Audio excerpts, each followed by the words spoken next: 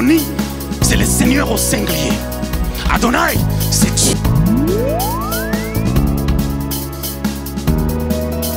Dieu le Père. N'oubliez pas, en Dieu, il y a trois personnages. Le Père, le Fils et le Saint-Esprit. Alors, lorsque maintenant Jésus parle, il dit, l'Esprit du Seigneur est sur moi. Pépé, tu peux mettre Luc 4. L'Esprit du Seigneur est sur moi. Il m'a oint pour annoncer la bonne nouvelle aux pauvres, pour libérer les captifs, rendre libres les opprimés. Et il a dit pour proclamer une année de grâce.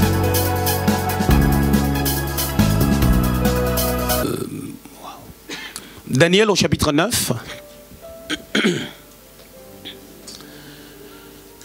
On va lire à partir du 1er jusqu'au 3e verset. Et puis on prendra à partir du 20e jusqu'au 26e verset.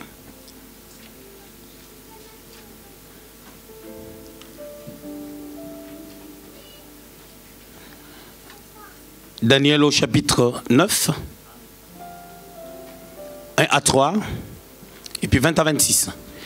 Je lis au nom de Jésus, je reprends. Daniel au chapitre 9, 1 à 3, et puis en appendice, on prendra de 20 à 26. La première année de Darius, fils d'Assirius, de la race de Mède, lequel était devenu roi du royaume des Chaldéens. La première année de son règne, moi Daniel, je vis par le livre qu'il devait s'écouler 70 ans pour les ruines de Jérusalem. D'après le nombre des années dont l'Éternel avait parlé à Jérémie, le prophète. J'ai tourné ma face vers le Seigneur Dieu afin de recourir à la prière et aux supplications, en jeûnant et en prenant les sacs et la cendre. Verset 20. Je parlais encore, je priais, je confessais mon péché et le péché de mon peuple d'Israël. Et je présentais mes supplications à l'Éternel, mon Dieu, en faveur de la sainte montagne de mon Dieu.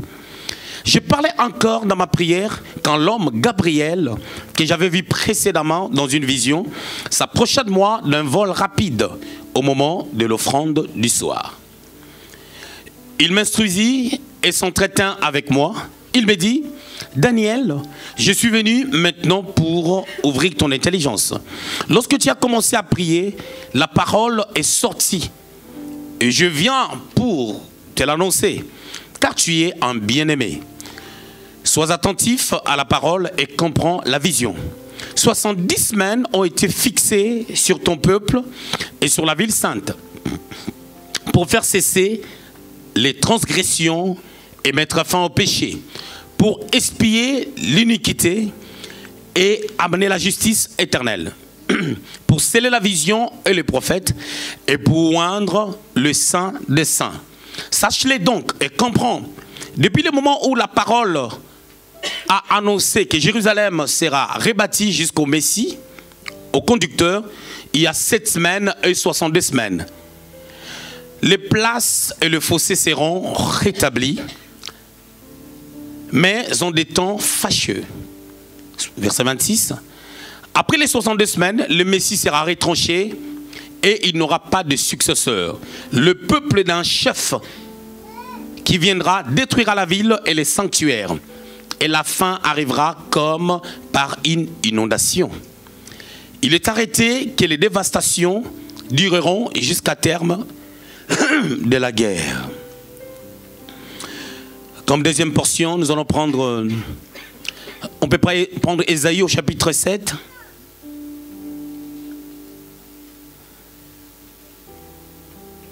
Le verset 14.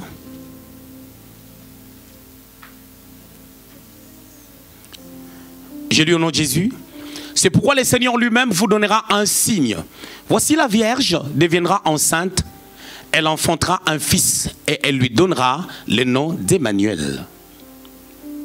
Nous allons prier. Seigneur, change de logos en rême.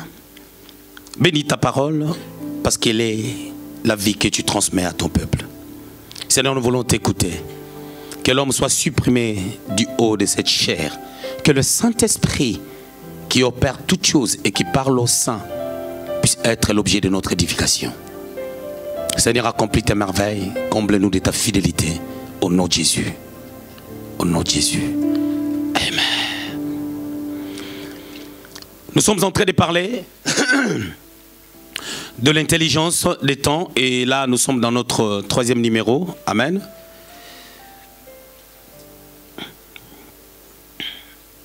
On avait introduit la pensée en parlant des 5 sortes d'intelligence.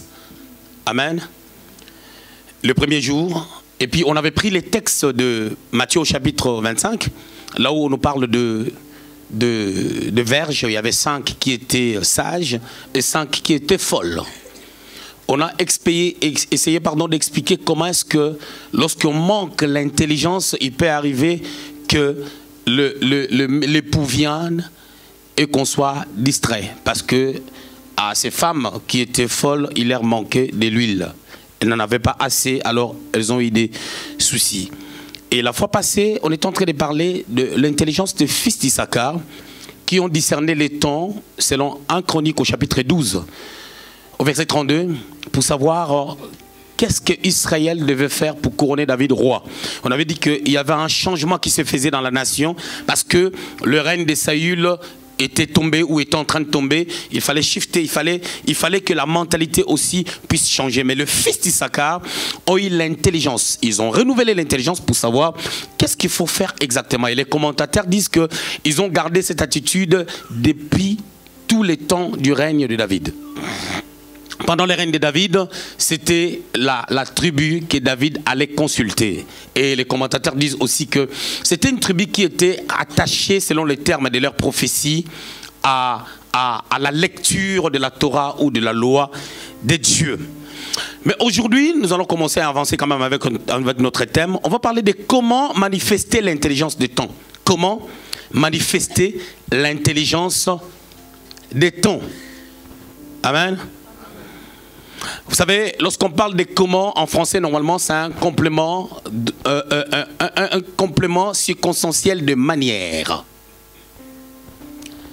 C'est-à-dire, nous allons prendre quelles sont les manières à mettre en exergue pour arriver à manifester l'intelligence des temps.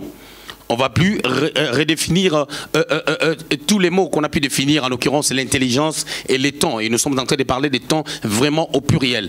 Parlant de temps, on avait parlé des chronos et des kairos. Et on avait dit que dans la rotation, lorsque les temps passent, il y a des choses qui ne reviendront plus parce que leur temps est passé, leur temps est épuisé. Nous sommes dans Daniel au chapitre 9 et dans Ésaïe au chapitre 7. Je voulais quand même parler de beaucoup de choses très importantes aujourd'hui. Bien qu'on a pris la parole en retard, vraiment, nous demandons beaucoup d'excuses. Comprenons une chose. Lorsqu'on aborde un thème, il y a des thèmes qui nous amènent à pouvoir entrer vraiment dans le fondement de la sainte doctrine. Et parlant de l'intelligence des temps, nous allons comprendre que beaucoup de personnes se poseront des questions, mais comment je peux avoir cette intelligence? Et dans mon introduction, j'étais en train de dire que déjà, il arrive des fois, lorsqu'on est connecté à des personnes intelligentes, on a la facilité de pouvoir développer ce qu'ils ont. Parce qu'il y a plusieurs manières de pouvoir entrer dans une certaine dimension. Mais aujourd'hui, nous allons voir quand même le principe biblique qui peuvent nous amener à développer cette intelligence des temps. Et cette intelligence, bien entendu, vient du Seigneur. C'est Dieu qui est la source d'intelligence. On avait lu ça la fois passée. Je parlerai des 5 points. Mais aujourd'hui, je ne vais pas finir tous ces 5 points. Le premier point, ça sera les recours à la lecture. C'est-à-dire, pour développer l'intelligence des temps, le premier point que je vais développer lors de ma prédication ou de mon enseignement, ça sera les recours à la lecture. C'est-à-dire au manuscrit, à la parole de Dieu. Le deuxième point, ça sera la prière. Le troisième point, ça sera l'écoute de Dieu. Le quatrième point, ça sera savoir avec qui s'associer. C'est-à-dire, on ne peut pas s'associer à n'importe qui. Nous devons savoir que dans la vie, nous sommes obligés de garder la paix. La Bible déclare dans Hébreux 12, 14, recherchez la paix avec tous et la sanctification sans laquelle personne ne verra le Seigneur. Nous sommes obligés, étant les enfants de Dieu, de garder la paix avec tout le monde, mais nous ne pouvons pas nous associer à tout le monde par rapport à notre devenir, par rapport à notre percée, par rapport à notre destinée. Ça, c'est quelque chose de très important. Je peux bel et bien être gentil, mais par contre, la gentillesse n'exclut pas les principes que je peux mettre dans ma vie. Je me rappelle de Daniel, dans Daniel au chapitre 2, lorsqu'on cherchait quelqu'un qui peut expliquer les songes de Nabuchodonosor, Daniel est parti voir ses amis. Il savait la dimension que ces gens avaient. Shadrach, Meshach, Abel-Nego. Ils ont prié ensemble et Dieu a donné la révélation par rapport à l'explication des songes de Nabuchodonosor qui a été oublié. Le 5e point, ça sera savoir prendre des décisions. Vous savez, il y a des personnes qui sont indécises. Il y a des personnes qui ont du mal à pouvoir prendre des décisions. Leurs décisions sont toujours influencés par des tierces personnes. Voilà. Et aujourd'hui, par la grâce de Dieu, je crois que je vais me limiter aux 3 points, c'est-à-dire les recours à la lecture, la prière et l'écoute de la voix du Seigneur, l'écoute de Dieu. Nous sommes dans Daniel au chapitre 9, à partir du 1er jusqu'au 3e verset. Nous remarquerons une chose. La Bible dit, c'est Daniel qui est en train de parler. Vous savez, les livres de Daniel... l'Ancien Testament a été écrit en hébreu et le Nouveau Testament en grec. Mais par contre, les livres de Daniel, il y a eu aussi une touche d'araméen. L'araméen, c'est une langue proche de l'hébreu. Mais par contre, quand Daniel a écrit, selon les commentateurs, on a pu retrouver ces manuscrits après. Daniel n'était même plus là. Et on a retrouvé ce qu'il a écrit. Et comme il avait titré cela, on a pu reconnaître d'une manière incontestable que c'était Daniel qui avait écrit, parce qu'il avait mis les titres. Il faut comprendre que la Bible, il y a eu des choses qu'on a rassemblées, qu'on a mis ensemble. Il y a eu des hommes qui ont été inspirés par Dieu. C'est pour ça que la Bible dit toute écriture a été inspirée pour convaincre, pour instruire, pour enseigner, afin de pouvoir nous former, nous bâtir dans le christianisme. Daniel lui-même est en train d'écrire, dans Daniel au chapitre 9, il dit « J'ai lu dans le livre de Jérémie que Israël devait faire 70 années. » Selon les termes de la prophétie donnée par Jérémie le prophète. Et à partir du 1er jusqu'au 3e verset, vous allez remarquer une chose. On est en train de préciser les temps. J'aime les précisions bibliques. Écoutez ce que la Bible est en train de dire. La Bible dit c'était la première année de Darius, fils d'Assérus, de la race de Mède. À ce niveau, nous voyons déjà que l'empire babylonien avait tombé. Et on était maintenant dans l'empire médo-perse. C'est-à-dire, donc le pouvoir a été transféré par une autre personne. Alors par cette personne, vous savez, chaque personne qui prend le bâton de commandement a tendance à pouvoir bâtir son empire selon lui, selon ses dogmes, selon ses principes. Là, ce n'est plus l'empire babylonien, mais c'est maintenant l'empire médo-perse, selon Daniel au chapitre 2. Vous connaissez l'histoire du songe. Alors, on dit, cet homme était devenu roi, mais la première année de son règne, Daniel, excusez-moi, a vu dans les livres de Jérémie. C'est-à-dire, il a lu, il a recouru à la parole de Dieu. On a dit que le premier principe pour développer l'intelligence de temps, c'est le recours à la parole de Dieu. Dans le livre de Jean, chapitre 5, au verset 39, le Seigneur dit quelque chose de merveilleux aux gens de son époque, à ses contemporains. Il dit, vous sondez les Écritures, vous croyez en elles trouver la vie. Mais les Écritures ne parlent que de moi. Il est en train de parler à ces gens-là qui doutaient de sa personne divine, qui doutaient de sa personne possédant, détenant des qualités divines. Parce qu'il était le Fils de Dieu, il était le Dieu qui s'est manifesté dans la chair.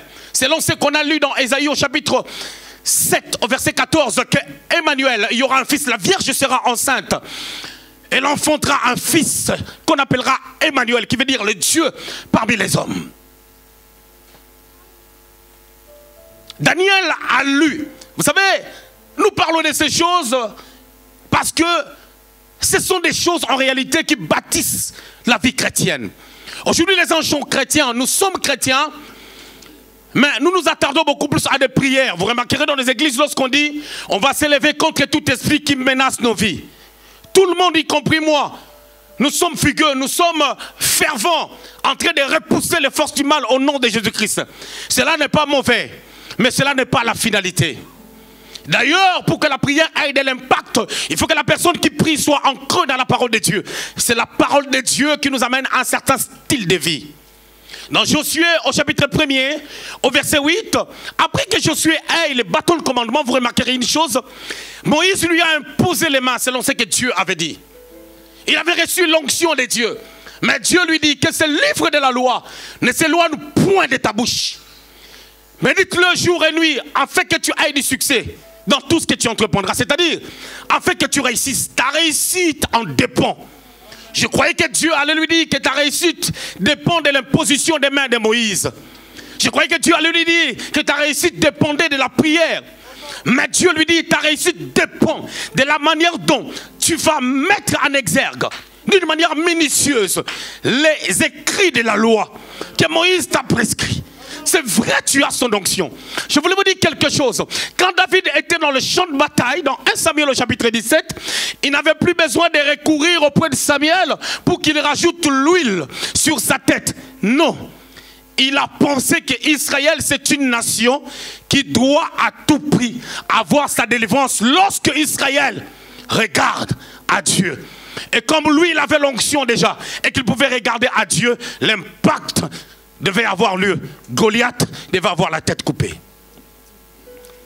Dieu n'a pas dit à Josué, Josué, prie pour que tu aies la réussite. La prière, c'est une bonne chose.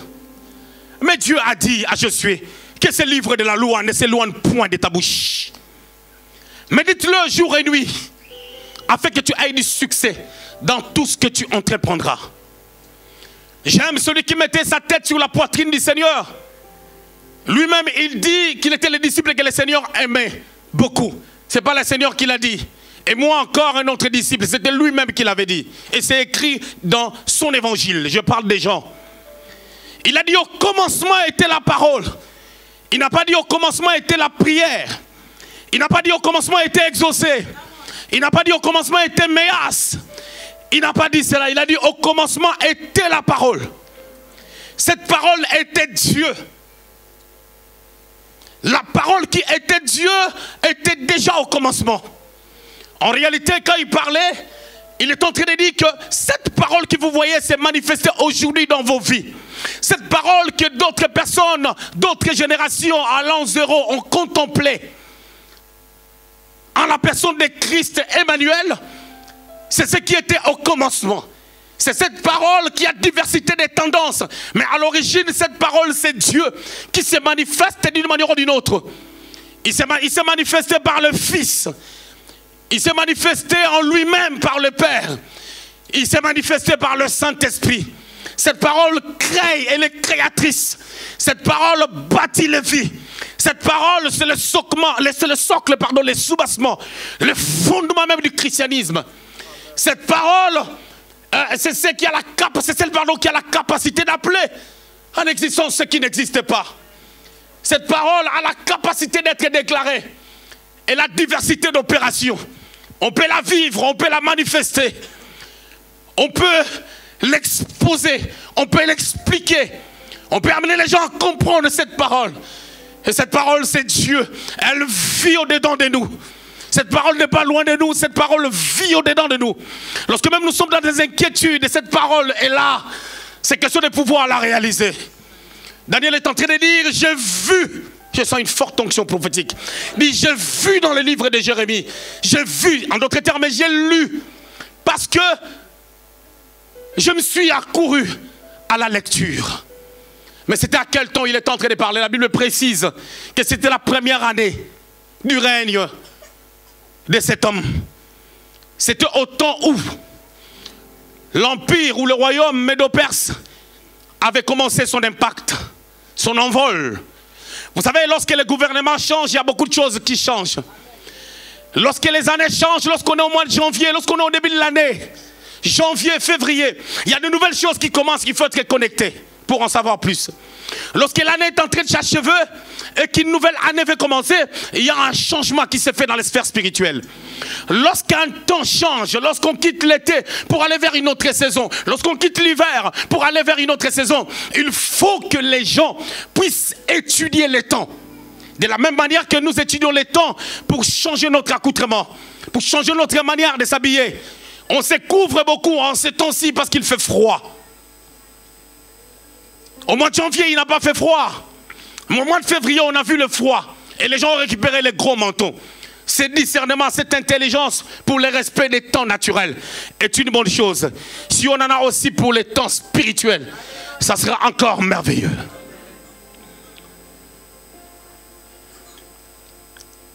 Il dit, j'ai vu par les livres qui devaient s'écouler 70 ans. Alors quand il a vu cela, qu'est-ce qu'il a fait? Il a prié. Il a d'abord lu. Ce qu'il a lu lui a amené dans la prière.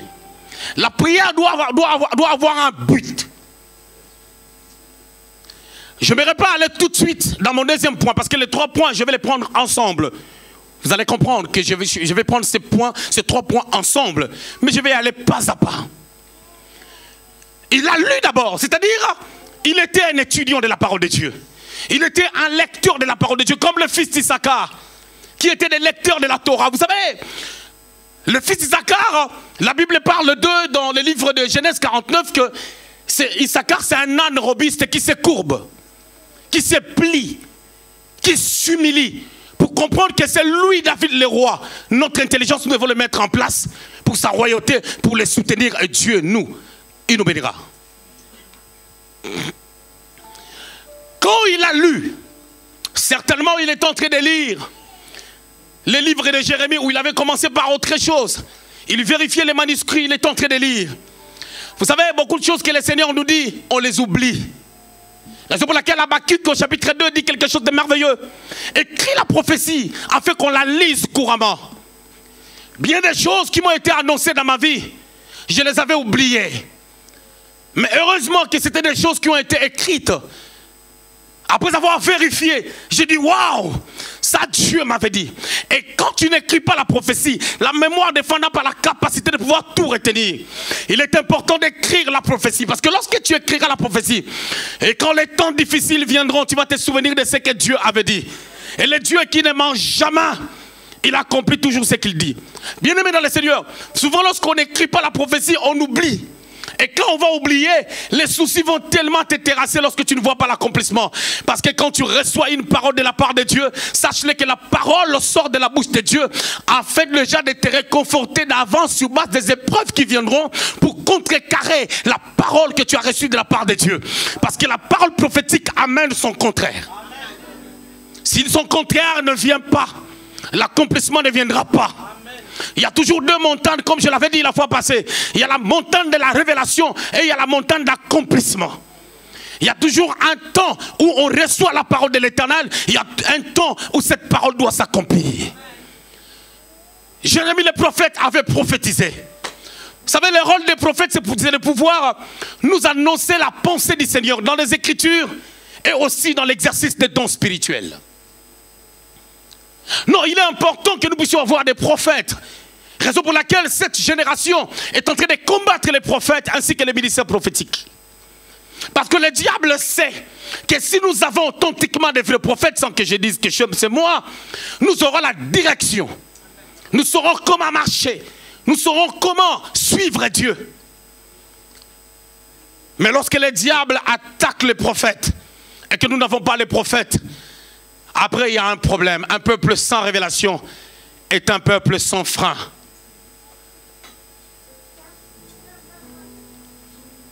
Osée déclare, mon peuple périt parce qu'il lui manque la connaissance. Je crois Osée 4:6. Bien aimé dans le Seigneur, comment être un lecteur de la Bible? Nous sommes dans une génération où les gens ne veulent pas lire. Surtout, c'est un défaut que je vois chez les Africains. Les Africains n'aiment pas lire. Lorsque nous parlons de la lecture, Ici, nous parlons de la lecture de la parole de Dieu, mais la lecture a toujours été quelque chose de très important dans la vie d'une personne. Tu signes un contrat, tu ne lis pas les conditions de vente et tu poses aucune question, excité par l'acceptation de la banque, excité par l'acceptation de la société qui signe les contrats avec toi. Tu ne poses aucune question. Lorsqu'il y a des problèmes, lorsque ça va barder, tu dis mais je ne comprends pas qu'est-ce qui s'est passé. Parce que tu n'avais pas lu les conditions de vente. Tu rentres dans un supermarché, il y a des gens qui achètent des produits sans lire la valeur de ces produits. Qu'est-ce que ça fait? Quelle est l'importance de ces produits? Et quand ils voient d'autres personnes en train de lire dans un supermarché, ils disent oh non mais ces gens-là ils exagèrent aussi. Laissez-moi passer. Et dans beaucoup de choses, vous remarquerez, je suis en train de parler avec quelqu'un. On lui a donné une carte Mastercard. Où tu peux aller en découvert jusqu'à 9-10 000 euros. Mais c'est une carte qu'on ne donne pas à n'importe qui. Et quand tu l'as, dans chaque banque, il y a des conditions. Il faut des provisions. Et dans la banque où la personne était, il fallait déjà prendre une provision de 3 500 euros. C'est-à-dire, lorsque son salaire passait, on prenait 1 000 euros. Le deuxième mois, 1 000 euros. Et c'est tout, mais comment on est tenté de me prendre l'argent? C'est simple, c'est parce que tu n'as pas lu les conditions de vente. Quand tu as entendu la carte, la carte Mastercard tout de suite, tu as vu tous les vêtements, toutes les vitrines, toutes les belles choses de la vie. Oh là là, quand je mettrai seulement la carte, oh la banque là c'est à ton grand-père. Comme ça tu prendras comme tu veux. Oh, parce que je ne sais pas par quelle folie on lui a donné cette carte-là, parce que son salaire ne correspond pas à ce genre de cartes. Mais bizarrement, il fallait lire des conditions de vente. Déjà, avec une petite intelligence, quand tu vois qu'on te donne une carte qui ne correspond pas à ta paye, il faut se poser la question. Il faut poser aussi des questions pour en savoir plus. L'intelligence. Lorsque Daniel est en train de lire maintenant, bizarrement, il se retrouve, il est en train de lire que Israël devait faire 70 ans. Il dit, mais attends, mais ce temps est en train de s'écrouler. Ce temps est en train de s'écrouler. Dieu avait dit qu'on va faire 70 ans. En fait, sur le plan théologique, cette prophétie est une prophétie à double référence, je vous avais dit. Il y a des prophéties qu'on parle comme étant des prophéties à double référence. Des prophéties à double référence, c'est quoi? Ce sont des prophéties qui touchent 2 temps ou plusieurs temps, premièrement. Ce sont des prophéties qui parlent pas d'un seul personnage. Ça peut toucher un autre personnage. Ézéchiel au chapitre 28, à partir du 1er jusqu'au 11e verset, on est en train de parler bel et bien du roi des Tyr. Mais à partir du 11e verset, vous allez remarquer qu'on ne parle plus du roi des Tyr. On est en train de parler de la vie que Satan menait à côté de Dieu et en descendant sur la terre, dans la sainte montagne, dans les jardins minéraux pour pouvoir adorer le Seigneur. C'est une prophétie à double référence. Et cette prophétie est une prophétie qui parle du temps où Israël était en déportation à Babylone. Ça devait prendre 70 ans. Et la deuxième dimension de cette prophétie, on peut la voir maintenant à partir du 20e verset jusqu'au 26e verset, qui est en train de parler de ce qui va arriver à partir du temps où la parole avait été annoncée jusqu'à la fin des temps. Les choses qui allaient se passer. Maintenant, la première des choses que Daniel a captées dans son intelligence naturelle, c'était que Israël devait faire 70 ans selon les termes de la prophétie de Daniel. Maintenant, 70 ans est passé. Comment on est toujours là? Il faut faire quelque chose, raison pour laquelle il s'est accouru à la prière. Et pendant qu'il a commencé à prier, c'est là où Dieu lui a commencé à lui révéler des choses. Vous remarquerez dans ce que je suis en train de dire, j'ai touché déjà mes 3 points. Premièrement, la lecture. Deuxièmement, la prière. Troisièmement, il a commencé à écouter Dieu. Maintenant, c'est des choses qui allaient se passer pour tous les temps que les gens vivront sur la terre. On a compris. Mais c'est l'intro. Alors, Daniel, lorsqu'il a lu, toi qui ne lis pas, lorsqu'il a lu, vous savez, il y a des choses quand tu lis, un jour tu tomberas sur les avantages d'un chrétien. Tu lis la parole de Dieu, on est en train de démontrer qui est un chrétien exactement. Quand tu ne lis pas la parole de Dieu, tu auras tout le temps des soucis. Tu auras tout le temps des sauts d'humeur. Je vous dis, remarquez Thérèse, si vous observez Thérèse, ça fait 2-3 semaines, elle ne chante plus bien. Parce que tu vas voir qu'elle n'est pas bien. Si vous observez bien, elle est en train de rêver. Mais si c'est une lectrice de la parole de Dieu, elle ne sera pas dans cet état. Parce que c'est qu'elle peut ressentir que ça lui fait mal dans son cœur. Quand elle va recourir à la parole de Dieu, en lisant la parole va lui dire des choses sans pour autant que quelqu'un prophétise sur elle. Mais quand nous ne lisons pas la parole de Dieu, nous frémissons tout le temps avec des soucis. On a les larmes aux yeux. Et quand nous ne sommes pas bien, vous savez qu'est-ce qui se passe? Le travail que nous faisons n'aura pas d'impact.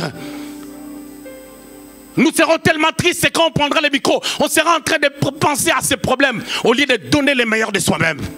Oui, j'aime lorsque je fais le travail de Dieu, je donne le meilleur de moi-même. Quand je chante, je cherche à donner le meilleur de moi-même. Quand je prêche, je cherche à donner le meilleur de moi-même. Et quand je lis bien. La nuit, j'étais en train de lire la parole de Dieu. Je disais à ma femme, ces choses sont terribles. Ça peut tuer quelqu'un. Elle m'a dit, si toi-même ça te tue et moi, ça va me faire quoi? Ah, comme cette personne qui avait dit au roi, roi sauve-moi, le roi lui a dit, si l'Éternel ne te sauve pas, avec quoi moi je te sauverai? Alors écoutez, quand Daniel maintenant a lu, oui c'est vrai j'ai lu maintenant, j'ai compris que les 70 années se sont écoulées. Alors qu'est-ce qu'il faut faire? Il n'a pas mobilisé les anges tout de suite. Il les a pas dit, écoutez, j'ai lu, je viens de vérifier que dans les manuscrits, c'est écrit que nous devions normalement faire 70 années. Maintenant, c'est le temps de partir. Il n'a pas dit ça. Il est parti d'abord prier. Il faut voir la qualité de sa prière. Il faisait la prière de supplication. C'est ce qu'on avait vu la fois passée. Il est en train de se répandre auprès du Seigneur, de répandre son âme auprès du Seigneur. Il est en train de parler à Dieu. Il s'est mis dans la peau d'un Israélite tout fait. Il a dit, j'ai confessé mon péché et celui de mon peuple. Je ne sais pas quel péché Daniel avait fait, mais lorsqu'on donne le portrait de sa personne, dans le livre de Daniel, au chapitre 1er, Daniel était un bien-aimé, quelqu'un qui marchait vraiment avec Dieu et selon la parole. Mais quand il parle qu'il confessait ses péchés, il est en train d'amener Dieu à comprendre, Seigneur, c'est toi qui nous as amenés ici. Parce que la nation tout entière a péché. Et maintenant là, je vois que les années sont en train de passer, rien n'a changé. C'est vrai, nous avons quelque chose à faire. Mais toi Dieu, où es-tu dans cette affaire? Est-ce que tu gardes toujours notre iniquité devant ta face? Pardonne notre iniquité. C'était ça l'attitude de Daniel. Et pendant qu'il est en train de prier, c'est comme si Dieu disait, oh petit Daniel, tu ne sais pas que je crée d'autres situations. En fait que quand tu viendras prier, pour que moi je te révèle des choses à venir. Jérémie 33, 3 dit, invoque-moi, je te répondrai. Je t'annoncerai des grandes choses. Des choses cachées que tu ne connais pas. Mais beaucoup de gens n'arrivent pas à comprendre pourquoi Jérémie avait prié de la sorte. Et Jérémie était où? Il était en prison.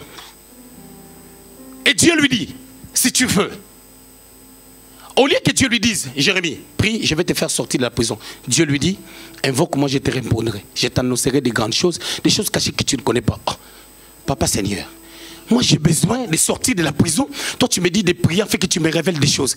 Mais la révélation, les chrétiens doivent avoir la capacité d'être révélés. Les chrétiens doivent développer la capacité d'être prophétique, d'entendre Dieu sur certains sujets. Et quand tu viendras à l'église, on annonce la même chose que tu avais reçue de la part de Dieu. Tu vas dire, Dieu parle au travers de moi. Les chrétiens doivent développer la capacité de l'écoute de Dieu, la capacité d'aller chercher Dieu, ne pas s'attarder sur nos problèmes, parce que le problème c'est pour nous attirer vers Dieu. Dieu sait, le seul moyen de t'attirer vers lui, c'est le problème. C'est le manque d'enfants, c'est le manque de travail, c'est la recherche d'une gloire, la recherche d'un contrat durée indéterminée, la recherche d'une promotion, la recherche d'une création d'entreprise. Ça t'attire vers Dieu. Dieu sait que si tu n'as plus de problèmes, tu ne prieras pas. Écoutez, ce que j'aime avec Dieu, Quand tu pries pour ton problème, tu es en train de maximiser la grâce pour autre chose. Tu te prépares pour des choses à venir. Tu es en train de faire des prières préventives. Ça t'amène à pouvoir organiser déjà des choses dans le futur. Parce que la prière entre dans des endroits que l'homme naturel ne peut pas entrer. Le physique ne peut pas entrer quelque part. Mais la prière est un enjeu spirituel qui entre dans des endroits que l'homme ne peut pas entrer. La prière peut être faite ici. Et il y a des choses qui se passent en Chine. Les hommes de prière ont expérimenté des grandes choses. Comme dans le livre des 2 rois, où le prophète Élisée, il était à la maison, mais tout ce qui s'est passé dans les camps des Syriens, il le savait et il l'annonçait. Parce que c'est un homme de prière, un homme de gloire. Alors Daniel, quand il a commencé à prier, Dieu lui a dit maintenant, tu as compris que les 70 années, d'une manière naturelle, c'est en train de se passer. Maintenant, moi je vais te dire la valeur prophétique de ces 70 années. Toi, tu as compris ça à la dimension de vos problèmes. Mais moi, je t'amène maintenant à la dimension de la révélation de tout ce qui va se passer pour Israël et pour le monde entier. Et Dieu lui dit maintenant, les 70 années que tu as vues, ce sont les 70 années de semaines d'années. J'avais voulu vraiment avoir un tableau.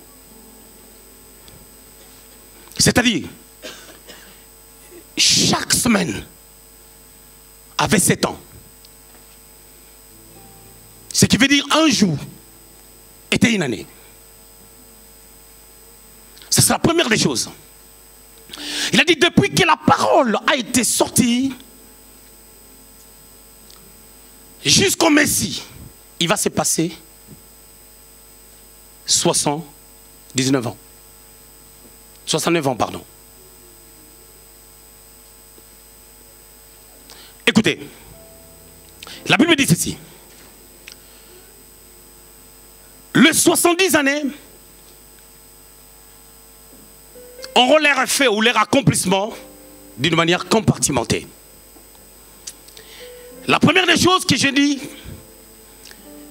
ce sont des semaines d'années. On parle des 70 semaines. On peut voir le texte, Eddie? Je voulais vous expliquer quelques petites choses sur la révélation qu'on peut recevoir. Et quelqu'un va me dire, mais ces choses-là maintenant, moi ça m'intéresse par rapport à quoi? Parce que moi mon problème c'est le mariage. Une personne me dit, moi mon problème c'est, j'ai besoin d'argent. Est-ce qu'on ne peut pas me donner un prêt pour que j'ai une voiture? Par rapport à ma société. Non. Écoute ça.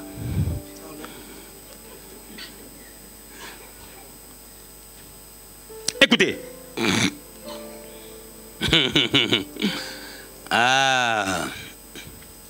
Verset 25. Sache-le donc et comprends, depuis le moment où la parole a annoncé que Jérusalem sera rebâtie jusqu'au Messie, au conducteur, il y a 7 semaines et 62 semaines. 7 semaines et 62 semaines. 62 semaines plus 7 semaines, ça fait 69. Mais ces semaines, ce sont des années. Faisons maintenant le calcul. Si nous parlons de 7 semaines, en réalité, comme on a dit que une semaine fait 7 ans, il faut prendre 7 semaines multiplié par 7. Et ça nous donne 49 ans. Après, il y a 62 semaines. Nous devons prendre maintenant 62 multiplié par 7. Ça nous donne 434. Il faut faire maintenant 434 plus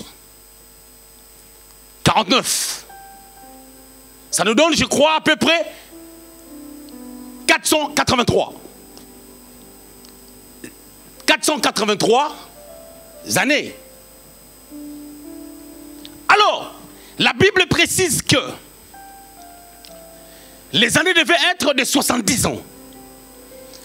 Mais qu'est-ce qui s'est passé? Dans la révélation, il y a ce qu'on appelle le secret de Dieu.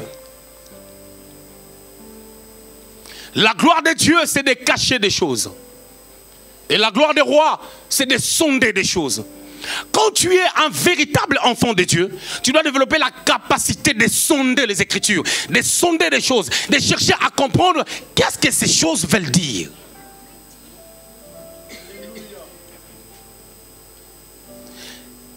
Daniel a vécu vers des années 500 et quelques par là.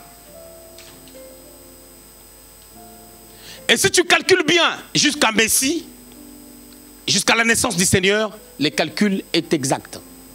Mais la problématique, c'est quoi? Qu'est-ce que Dieu a fait? Il y a une révélation que Jésus avait donnée. Que ici, en réalité, on ne le voit pas. Pour comprendre bien cette pensée, il a fallu que Jésus lui-même vienne. Et qu'on puisse comprendre qu'est-ce qui va se passer. Écoutez maintenant. On a lu Ésaïe au chapitre 7, verset 14. On a dit que la Vierge sera enceinte. Mais la Vierge devait être enceinte quand? Pour enfanter Emmanuel quand? Ésaïe avait prophétisé encore qu'un fils nous est né, un enfant nous est donné. Dans Ésaïe 9,5, je crois. Mais la prophétie va s'accomplir quand? Ésaïe a prophétisé 700 années avant la venue du Seigneur. Et là, nous voyons Daniel recevoir une pensée, des choses à venir, mais on ne sait pas exactement comment ces révélations vont se mettre en place. Tu remarqueras comme dans ta vie, il arrive des fois tu reçois plusieurs révélations, tu restes là, tu commences à te dire, quand ces prophéties-là vont s'accomplir comment? Des fois, le même Dieu qui te parle de l'appel, il te parle du mariage. Le même Dieu qui te parle du mariage, il te parle de l'entreprise. Le même Dieu qui te parle de l'entreprise, il te parle encore de la responsabilité de ta famille. Tu te poses la question, mais comment le Seigneur va faire la nomenclature de ces choses? Bien aimé dans le Seigneur. Des fois, il ne faut pas s'inquiéter sur comment est-ce que ces choses vont commencer à s'accomplir. La première des choses que j'aimerais vous dire, c'est Dieu qui accomplit ses promesses. Mais Dieu accomplit ses promesses sur base de notre compréhension. Notre bonne manière de comprendre les choses peut bien classer l'accomplissement des promesses. C'est clair? Maintenant, le problème qui était là, on a des années qui devaient commencer par le temps où la parole de Dieu était sortie, jusqu'à la fin du monde. Amen. Les 70 semaines, en réalité, devaient faire 490 ans. Là, on a calculé 483. Pourquoi? Parce qu'il y a une semaine qui reste. Amen. Une semaine là, c'est 7 jours. C'est ça qui va faire 490 années ou 480. Voilà, 490. Amen. Mais où est-ce que le Messie va venir maintenant dans toutes ces choses-là? C'est là où maintenant le Seigneur lui-même, quand il a commencé le ministère, dans Luc au chapitre 4, à partir du 18e verset, il rappelle une prophétie d'Ésaïe, Ésaïe 61. Dans Ésaïe 61, 1 à 2, Ésaïe prophétise, « L'Esprit du Seigneur est sur moi, car le Seigneur m'a oint pour annoncer la bonne nouvelle aux pauvres, pour rendre libres les opprimés, vous connaissez tous ces blabla, pour proclamer une année de grâce et le jour de la vengeance de l'Éternel. » C'est ce qu'Ésaïe a prophétisé. Cette prophétie est en train de parler de la première venue du Seigneur et de la seconde venue du Seigneur. Mais dans Luc maintenant, au chapitre 4, au 18e verset et au 19e verset, le Seigneur lui-même dans les temples, on lui a donné les manuscrits, les livres du rouleau. Il a pris Ésaïe 61. Il a ouvert là, il a commencé à lire. C'est ce que Luc maintenant a placé dans Luc au chapitre 4, versets 18 à 19. Écoute ce que le Seigneur dit. Le Seigneur dit, l'Esprit du Seigneur est sur moi. Ésaïe aussi avait dit, l'Esprit du Seigneur est sur moi. Mais quand Ésaïe est en train de dire, l'Esprit du Seigneur est sur moi, Ésaïe faisait les discours en direct. Mais quand Jésus dit, l'Esprit du Seigneur est sur moi, il fait les discours directs parce qu'il est en train d'affirmer qu'il s'agit de lui. Il a dit, l'Esprit du Seigneur est sur moi car il m'a oint. Mais lui qui parlait, il était Seigneur. De quel Seigneur qu'il parlait? Parce qu'il a dit l'Esprit du Seigneur est sur moi.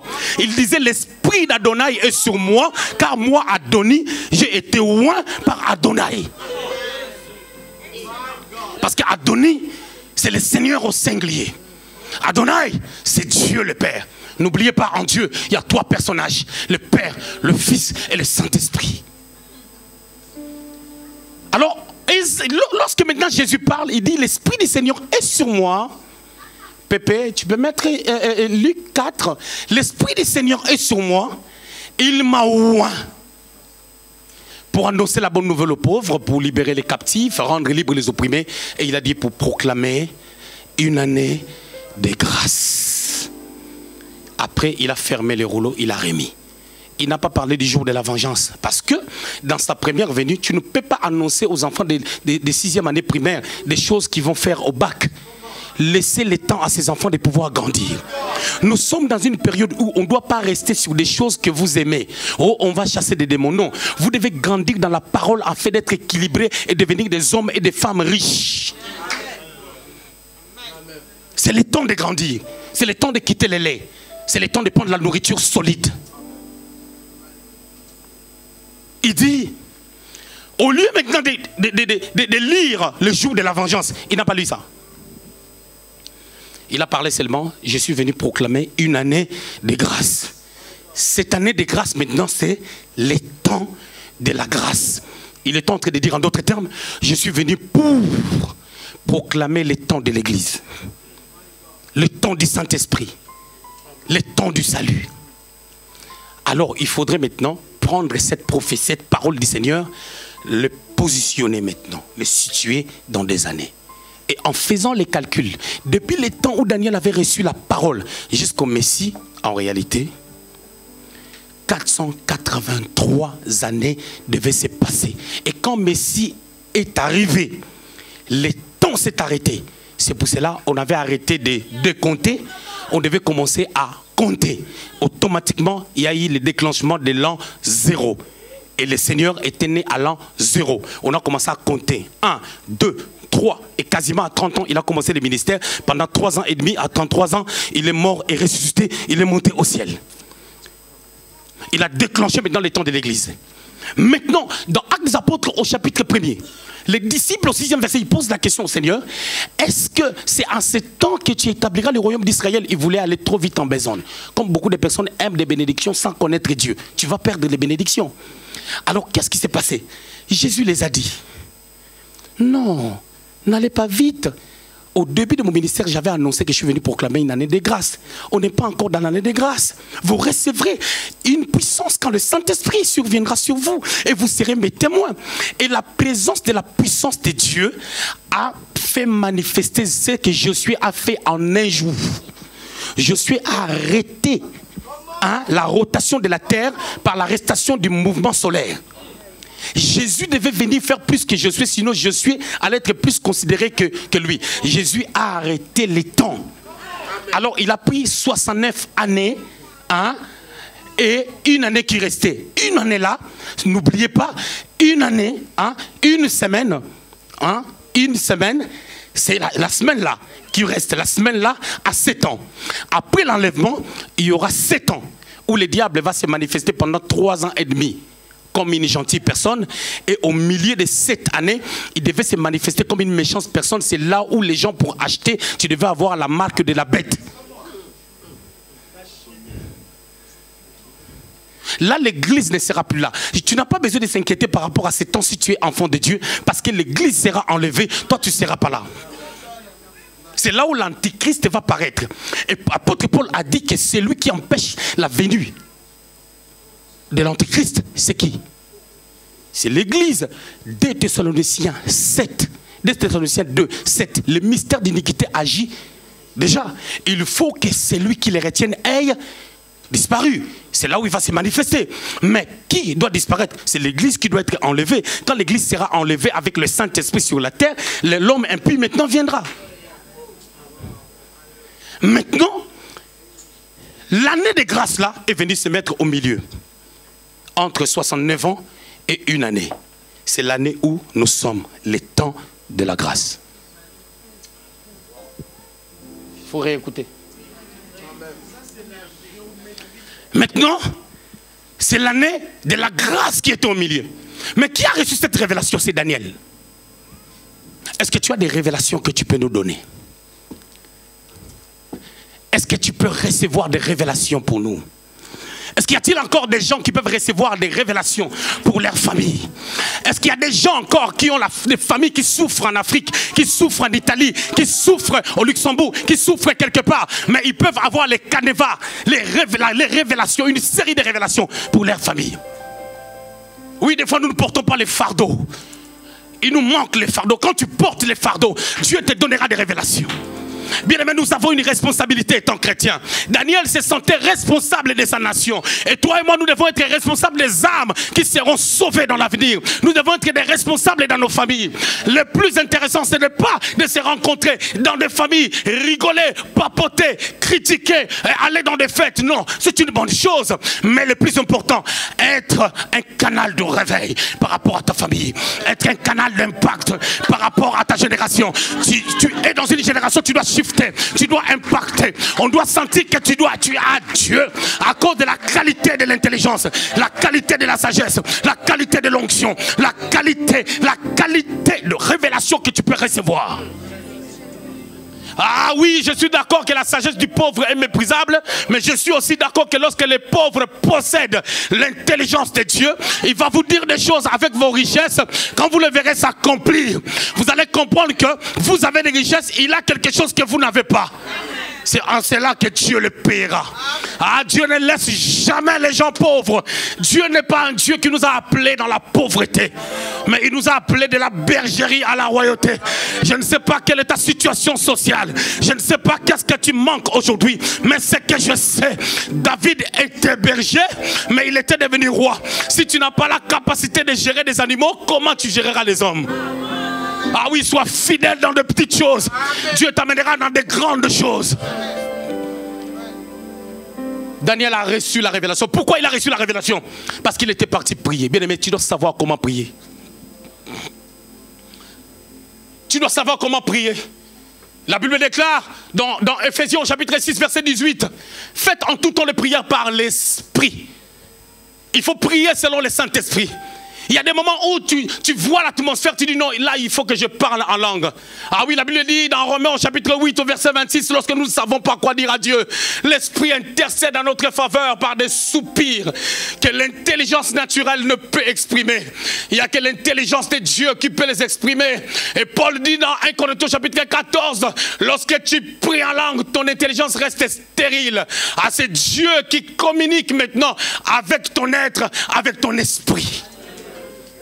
Je prierai en langue et je prierai aussi en intelligence. Il faut savoir quand est-ce qu'il faut faire telle ou telle prière. Anne qui est en train de s'embrouiller par rapport à sa situation en suivant Pénina dans tous ses penchants, excusez-moi, dans tout ce qu'elle pensait d'elle, dans les critiques. Bien aimé, ça nous tire vers les bas. On a dit, il y a des révélations à recevoir. Dieu a beaucoup de choses à nous dire, mais il te cherche, il ne te trouve pas. Parce que le lieu où tu dois le rencontrer, c'est dans la montagne. La montagne, c'est l'endroit de la prière. C'est là où Dieu se révèle. C'est là où Dieu parle. Chef d'entreprise, écoute-moi. Tu dois prier, tu dois être un homme de prière. Tu dois laisser tes journées entre les mains du Seigneur. Parents, mères de famille, pères de famille, tu dois savoir que tu es responsable de toute une génération. Parce qu'au travers de tes enfants sortira des générations et des générations. Tes enfants vont se marier avec d'autres races et d'autres personnes. Et il y aura d'autres personnes qui entreront en toi. Et toutes ces choses dépendent de ta position d'avec Dieu. Une femme qui a 2 ou 3 enfants, tu dois comprendre ceci. Filles ou garçons, ils vont se marier avec d'autres races de personnes. Et derrière ces gens-là, il y a aussi un peuple à sauver. Mais c'est toi la source. C'est toi le commencement. Et tu dois être fort pour préparer des choses pour des générations futures. Et pour le faire, tu dois avoir le fardeau. N'aie pas seulement le fardeau de ta propre vie. C'est être égoïste. Mais tu dois avoir le fardeau des générations futures. Des générations qui viennent. Et là, Dieu te révélera des choses cachées. Matthieu chapitre 6 verset 33. La Bible dit cherchez premièrement le royaume et la justice de Dieu. Footballeur, tu as besoin d'onction. Le football c'est un monde occulte. C'est un monde satanique. Si tu n'as pas la protection, tu ne finiras pas ta carrière en bonne santé. Tu peux gagner de l'argent, mais le diable peut te détruire. Ne te limite pas par ce que tu gagnes, tu peux aller très loin. Mais il te faut la prière, il te faut chercher Dieu. Mais pour que tu aies la capacité de lire, de prier et d'écouter le Seigneur, tu dois être quelqu'un qui est au service de Dieu. Exode chapitre 23, verset 25. Vous servirez l'Éternel et l'Éternel bénira votre pain. La bénédiction est liée au service. Qu'est-ce que tu fais à l'église? Oh, je viens d'arriver. Non, nous nous t'aimons malgré que tu viens d'arriver. Et Dieu cherche encore des personnes qui peuvent les servir. Tu nettoies bien ta maison. Oui, ta maison, elle est très belle. Est-ce que tu as déjà pensé une fois à nettoyer l'église? C'est ça, les services de Dieu. Ah, Moïse passait des journées entières en train de recevoir le peuple de Dieu. Il n'y avait pas moins de 600 000 hommes qui avaient quitté l'Égypte. Cet homme, il les recevait parce qu'il avait un fardeau. Est-ce que tu as un fardeau? Est-ce que tu as un fardeau? Est-ce que nous avons un fardeau? Nous aimons avoir des révélations. Bien aimé, Dieu n'est pas là pour nous montrer les visages des sorciers de nos familles. Ce sont des fausses révélations. La vraie révélation, c'est ce que toi tu peux faire. Si tu comprends ce que tu peux faire, les sorciers n'auront jamais la taille de la grandeur que Dieu va révéler en toi. Bien aimé dans le Seigneur, la problématique est que nous devons connaître Dieu. Quand tu connais Dieu, tu vas maîtriser le diable parce qu'il a été créé par Dieu. C'est Dieu qui a la matière qu'il a utilisée pour créer le diable. Alors si tu connais Dieu, il va te montrer la matière qu'il a utilisée pour les diables. Il sait comment les détruire. Raison pour laquelle quand tu as un téléphone Samsung, si ça tombe en panne, tu ne vas pas l'amener chez Apple parce qu'ils n'ont pas la matière de la fabrication des téléphones Samsung. Mais le problème c'est quoi? Quand tu prends les téléphones Samsung qui tombent en panne, tu l'amènes chez Nokia. Il y a encore un gros problème parce que Nokia a perdu l'impact. Maintenant c'est Samsung et Apple. Je voulais dire à quelqu'un ceci. Lorsque tu as un problème, lorsque rien ne marche, cherche à connaître Dieu, cherche à lire les cœurs de Dieu, cherche à comprendre ce que Dieu est en train de penser de toi. Et ce Dieu-là va te révéler toutes les matières qu'il a utilisées pour fabriquer la création. Parce que vous devez comprendre ceci. Lorsque Dieu a créé l'homme à partir de rien. Les mots utilisés c'est bara. L'Éternel bara l'homme. L'Éternel créa l'homme. L'homme est spécial. Mais toutes les autres sortes, il les a créés. Il sait, il connaît la matière. Toi tu viens de néant, tu viens de l'existence de Dieu. Parce que c'est Dieu lui-même qui est sorti de l'éternité pour appeler sa propre personne en le manifestant en toi. Donc tu es je voulais dire à quelqu'un que tu es la personne de Dieu sur la terre. Un Dieu ambulant. Un Dieu qui marche.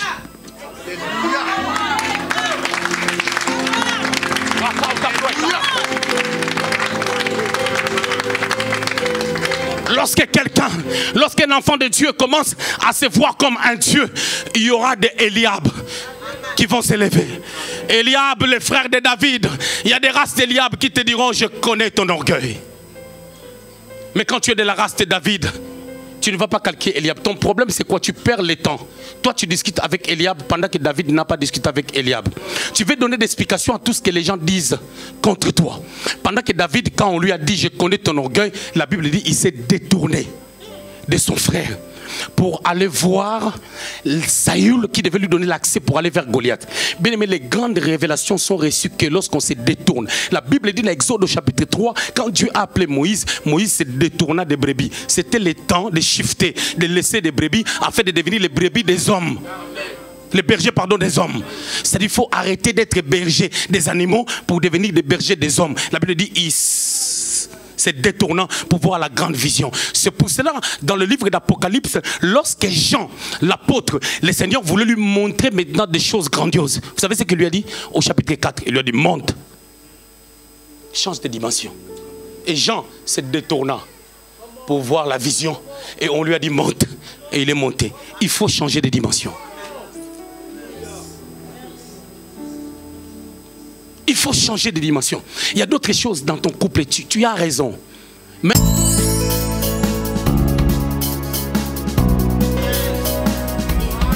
parce qu'Adonai, c'est le Seigneur au singulier. Adonai, c'est Dieu. Dieu le Père. N'oubliez pas, en Dieu, il y a trois personnages. Le Père, le Fils et le Saint-Esprit. Alors, lorsque maintenant Jésus parle, il dit l'Esprit du Seigneur est sur moi. Pépé, tu peux mettre Luc 4. L'Esprit du Seigneur est sur moi. Il m'a oint pour annoncer la bonne nouvelle aux pauvres, pour libérer les captifs, rendre libres les opprimés. Et il a dit pour proclamer une année